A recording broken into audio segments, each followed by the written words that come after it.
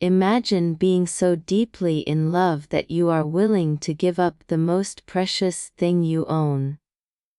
Not for yourself, but for the happiness of the one you love.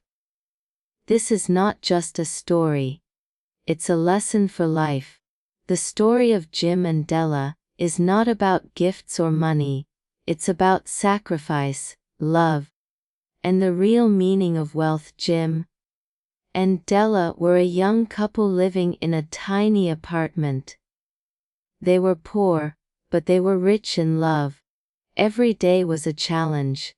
Bills piled up. Food was simple. Dreams seemed far away. Yet through every difficulty, their love grew stronger. They didn't complain about what they lacked. They cherished what they had: each other.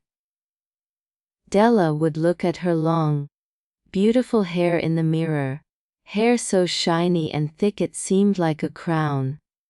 Jim, on the other hand, treasured his gold pocket watch, a family heirloom, passed down from his father and grandfather.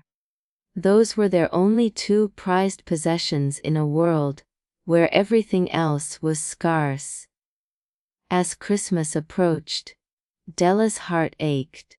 She wanted to give Jim something special, not just any gift, but a gift that showed her love.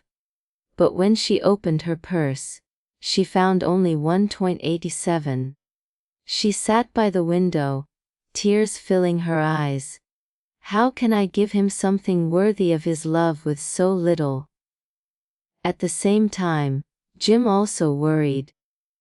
He wanted to surprise Della with something that would make her smile. He wanted to give her something beautiful. Something that said, "You are my world." But Jim, too, had almost nothing to spend. Della, determined to find a way, made a bold decision. She walked to a wig shop, where her long, precious hair was cut off and sold for $20. With that money, she bought a beautiful platinum chain for Jim's watch. Meanwhile, Jim quietly sold his beloved watch, the only valuable possession he owned, to buy exquisite combs for Della's hair. Both made their sacrifices in secret, excited to see the joy in the other's eyes on Christmas Eve. Finally, the night came. Della, nervous but excited, handed Jim his gift. "Here, my love. I sold my hair so you could have this chain for your watch." Jim smiled gently. "Della, I sold my watch to buy you these combs for your hair."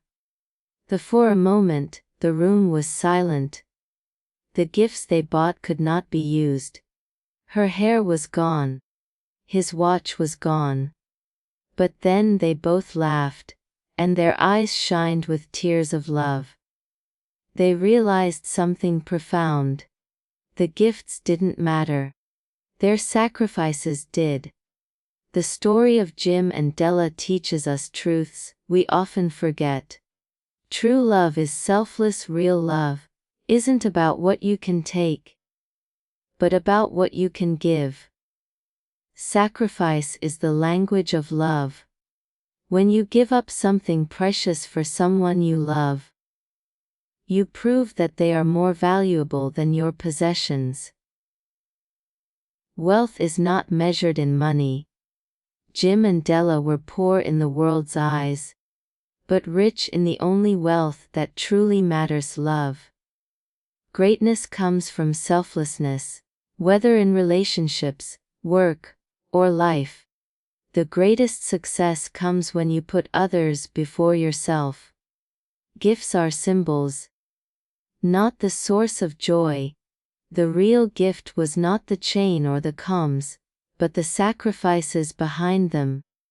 Jim and Della are called the Magi, the wise ones, not because of their material gifts, but because of the wisdom of their love.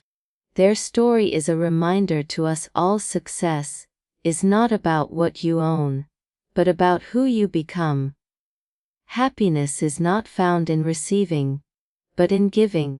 And love, true, unconditional love, is the greatest wealth of all. So, whenever life makes you feel poor, remember Jim and Della. You may not have much in your pocket, but if you have love, kindness, and the courage to give, you are already the richest person in the world. In a quiet corner of the city lived Natsia, a gentle woman whose strength was hidden beneath her simple appearance. She wasn't wealthy, nor did she dream of grand things. What she cherished most was her family, her husband Rahim, and their little daughter Mariam. Their life was modest. Rahim worked long hours in a noisy factory, returning home tired but always with a smile. Natsia sewed clothes for neighbors, often staying up late into the night to finish orders. The sound of her needle and thread became the heartbeat of their household. Though they didn't own much, their home was filled with laughter, prayers and love. Natsia's most prized possession was a pair of golden earrings, given to her by her late mother on her wedding day. She kept them wrapped in a soft cloth, locked inside a wooden box.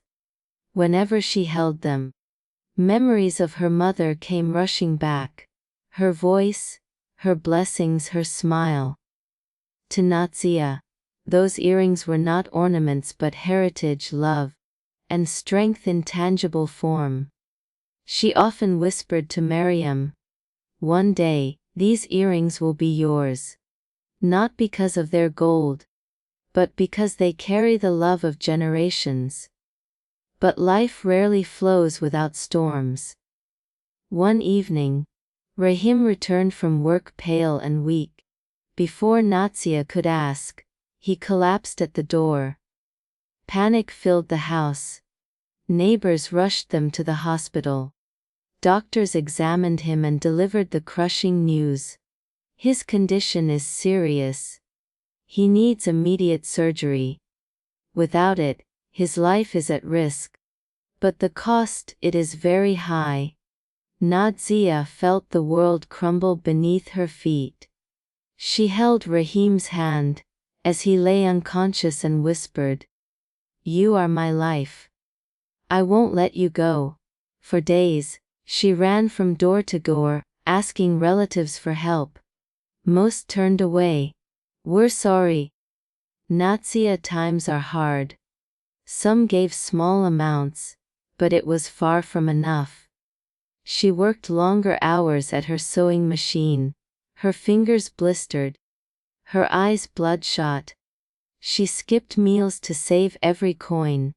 Still, the mountain of bills loomed over her fragile shoulders. At night, she sat by Rahim's bedside, praying, "Why Allah, show me a way. Don't let me lose him. Give me strength." One sleepless night, Natsia opened her wooden box. Inside lay the earrings, glowing softly in the dim lantern light. Her hands trembled as she touched them. Her heart cried out, "These are all I have left of my mother. Can I give them up? Will I lose her memory too?" But then she looked at Rahim, frail and struggling to breathe. She saw Mariam, too young to lose her father. She whispered through her tears, "Ami, forgive me, but today, saving his life means more than keeping these earrings. Your blessing is not in gold. It is in sacrifice." The next morning, with a heavy heart, she went to the jeweler. The man looked at her in shock. "Nazia, these earrings are precious. They belonged to your mother. Are you sure you want to sell them?" Her lips quivered, but her voice was steady. "Yes. Gold can be replaced, but a life cannot." She walked out of the shop with money in her hand, but her soul felt torn. Yet, deep within, a new strength rose. The strength of a woman who chooses love over possession. With that money, she paid for Rahim's surgery. For hours, she waited outside the operation theater, hands folded in prayer. Every minute felt like an eternity. Finally, the doctor came out with a tired smile. The surgery was successful. He will live. And Nadzia broke down, crying tears of relief. She whispered, "Hamdulillah, thank you, Allah." When Rahim regained consciousness, and learned what she had done, his eyes filled with tears. "Nadzia, you gave away your mother's earrings. The only treasure you had. Why would you make such a sacrifice for me?" She held his hand and replied softly, "Because love's true wealth lies not in what we keep, but in what we give. My treasure is not gold, Rahim. It is you, Maryam. And our life together." Her words etched themselves into his heart forever. Life slowly returned to normal. They still lived modestly. But every day was a gift. Their love grew stronger, their bond deeper. Maryam grew up hearing her mother's story again and again. One day, she asked, "Mama, why don't you wear any jewelry like other women?" Ananzia smiled, hugging her daughter. "Because, my child, the most beautiful jewel a woman can wear is the courage to sacrifice for the ones she loves. These hands, these scars, these sacrifices, these are my ornaments. They shine brighter than gold." Those words stayed with Maryam for life.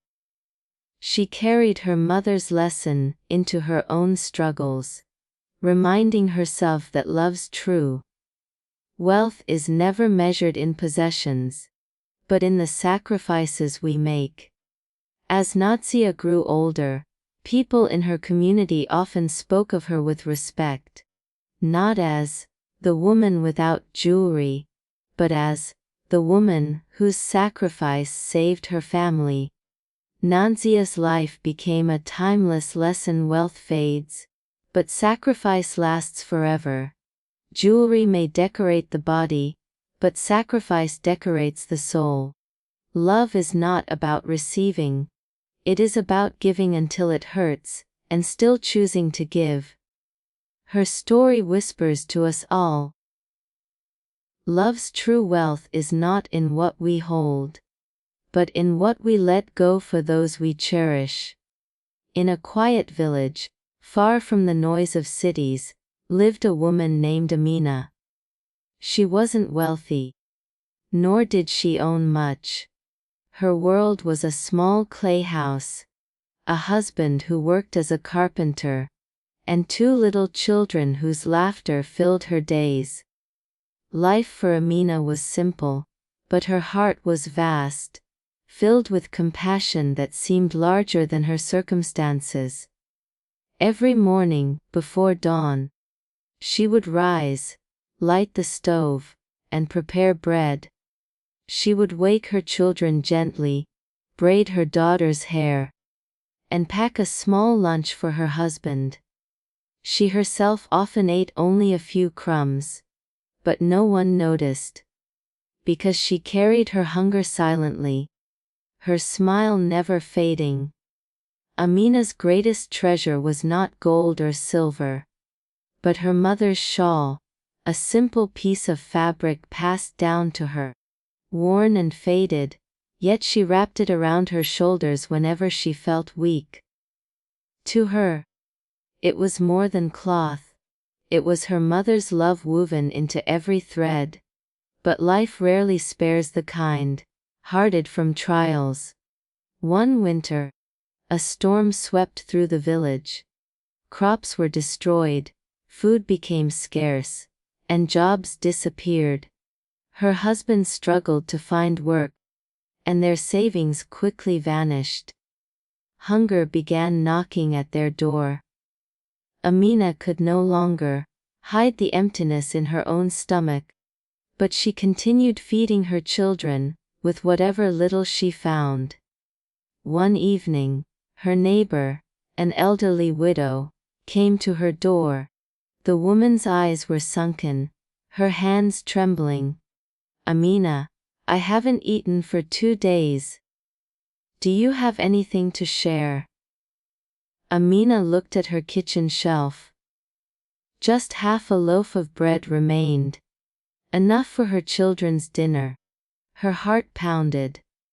Should she keep it for her family, or give it away? In that moment, she remembered her mother's words, "True wealth, my child, is measured not by what your hands hold, but by what your heart gives." So, with a gentle smile, she broke the bread and gave it to the widow. That night, she told her children, "We will eat tomorrow, Insha'Allah." She went to bed hungry, her body weak, but her heart strangely at peace. Days passed, and Amina kept giving. Sharing her last cup of rice with a sick neighbor, lending her shawl to a shivering child, comforting those who had even less than she did. Each act of kindness left her emptier in possessions, but fuller in spirit. Her husband once asked, "Amina, why do you keep giving when we ourselves have nothing left?" She smiled faintly, "Because, Rahim, our hands may be empty, but our hearts are not. And when hearts give, they give more than hands can ever hold." One evening, after another long, cold day, Amina heard a knock at her door. To her surprise, the villagers stood outside, men, women, even children, carrying baskets of food, warm clothes, and firewood. The widow whose life she saved spoke with tears in her eyes. "You gave when you had nothing, Amina. Now, it is our turn to give to you." Overwhelmed, Amina wept. She realized that her small sacrifices had planted seeds of compassion in the hearts of many. She had shown them that love multiplies when shared, and kindness always returns in unexpected ways. Years later, when Amina grew old, her children often asked, "Mama, how did we survive those harsh winters?" She would reply softly, "We survived not because our hands were full, but because our hearts were willing to give." And remember, children, when hearts give more than hands can hold, love and blessings will always overflow. The key lessons for sacrifice is the purest wealth. Hands may grow empty, but hearts never do when filled with love.